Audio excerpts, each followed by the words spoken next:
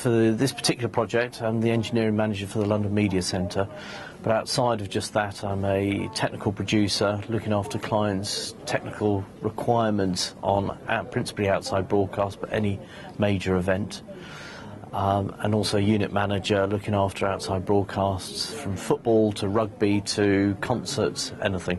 Before this, I was working on the Jubilee as one of the engineering managers for the BBC, and it started off at a cafe just up the road from here, as this is what we're thinking about doing, through to what you saw on your television at home, nothing to do with the editorial, but the deliverance of 100 and something cameras. I was principally looking after the Tuesday, 100 and something cameras spread over 10 outside broadcast units, all coming into one area and making hours and hours of great television.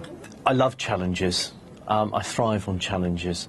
It's almost, actually, I get almost bored towards the end of a project because there's no more challenges, it's done. I decided aged 11 that I wanted to work in television, and that came out of, I was lucky enough at the time, I lived in the Channel Islands, and I had a tour of Channel Television, as it was at the time.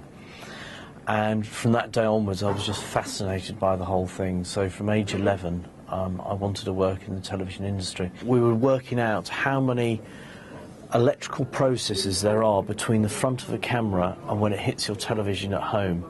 And it's all about electronics the whole way. So on the engineering side, physics is, you do the electronics within physics. It is a key part of it. Maths is a useful one because it shows it does relate to physics in a big way, and it's problem solving. Engineering's a lot about problem solving. It's all about being logical and going through processes and steps to be able to get an answer, which is a lot of what engineering is all about. So when you've got a fault, you're taking it back to the start, saying, right, start here, start there, move on to the next process. No, it doesn't work there, go on to the next one. There's two routes.